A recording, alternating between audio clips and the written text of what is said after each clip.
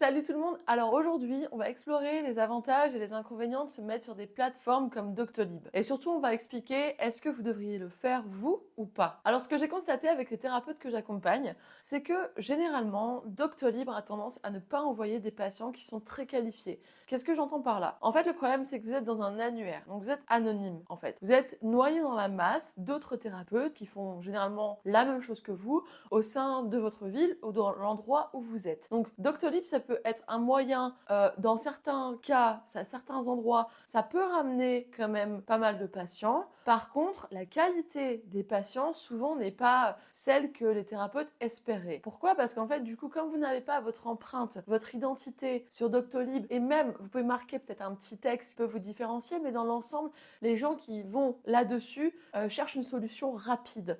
Donc du coup, quand ils vont tomber sur vous, il n'y a pas grand-chose qui va sauter aux yeux et qui va vraiment vous faire différencier des autres. Contrairement à si les gens vous trouvent à travers votre site internet ou vos communications sur Facebook, sur Instagram, sur les réseaux sociaux, même encore sur LinkedIn, là, votre empreinte en fait est beaucoup plus forte. Qu'est-ce que ça veut dire? Ça veut dire qu'en fait, quelqu'un qui vous trouve sur votre site internet va voir immédiatement votre identité, qui vous êtes, qu'est-ce que vous faites. Et en fait, c'est comme ça qu'on a des patients qui arrivent dans le cabinet qui nous ressemblent beaucoup. Au plus notre identité est forte et présente et montrée, qu'on la montre sur notre site, parce que là aussi, des fois, je vois plein de chiro, d'ostéo, d'autres thérapeutes, comment dire, qui sont vraiment tout petits, tout petits. Ils osent pas montrer qui ils sont sur leur site internet. Et en fait, ils copient les autres, le site des autres personnes.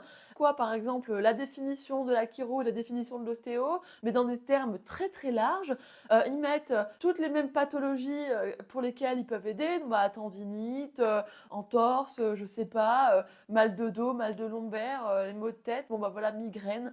Et en fait, on a presque l'impression d'atterrir sur Wikipédia. Mais ça va pas faire vibrer la personne. En fait, ce qu'il faut que vous provoquiez chez les gens, c'est qu'ils tombent sur votre site et qu'ils se disent waouh, waouh, ça a l'air vraiment cool là chez elle. C'est la clinique, c'est la pratique qui est faite pour moi. Voilà. Et quand vous provoquez déjà ça sur votre site internet par rapport à à travers les mots que vous utilisez, à travers les images, à travers les métaphores, les histoires que vous racontez, donc bref, à travers tout ce que vous exprimez de l'intérieur vers l'extérieur, c'est comme ça en fait que vous allez avoir des gens qui matchent avec vous et quand ils vont venir en cabinet, ils vont déjà presque être convaincus en fait de ce que vous faites et comme ça, vous allez éviter d'avoir des touristes, typiquement les touristes qui viennent de Doctolib, et des gens qui sont pas qualifiés, qui viennent au cabinet et qui se disent oh bah je comprends pas, je pensais qu'en une séance ça allait aller mieux. Mais en fait du coup quand vous prenez en main la communication vous-même et votre système d'acquisition en fait, hein, c'est ça, Doctolib c'est une partie de votre système d'acquisition,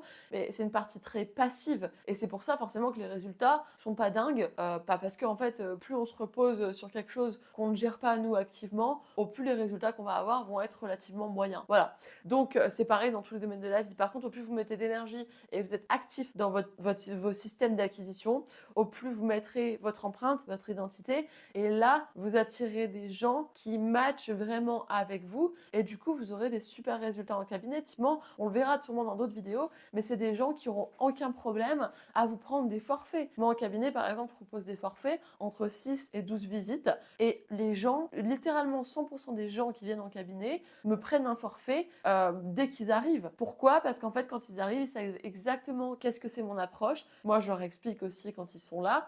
Ils sont conquis par la vision, par les soins que je donne. Et du coup, bah voilà, ils n'ont aucun mal à prendre un forfait de 6 à 12 visites. Et au contraire, c'est eux qui me demandent. J'ai plein de patients qui arrivent même pour la première fois et qui me disent, moi, de toute façon, je sais qu'il va me falloir du temps. Voilà, bah direct. Vous savez, dans ce cas-là, que c'est des gens qui ont compris ce que vous faites, qui ont compris votre approche et qui savent qu'ils sont exactement au bon endroit pour eux, ce de quoi ils souffrent ou les problématiques qu'ils aimeraient régler avec vous. Mais ce genre de résultat, vous ne l'aurez jamais si vous restez juste sur des annuaires comme Doctolib où finalement vous êtes noyé dans la masse et vous êtes un thérapeute parmi des centaines de thérapeutes. D'ailleurs, si vous êtes intéressé de savoir comment est-ce qu'on développe un cabinet et surtout comment on développe un cabinet rapidement, j'entends entre maximum 3 et 6 mois qui tourne à plus de 40 ou 50 visites par semaine. Je vous explique tout dans le lien qui se situe sous cette vidéo. Vous avez juste à cliquer et vous serez dirigé vers une vidéo où je vous ai fait comme un tutoriel où je vous explique exactement comment j'ai fait moi pour faire fonctionner mon cabinet aussi rapidement.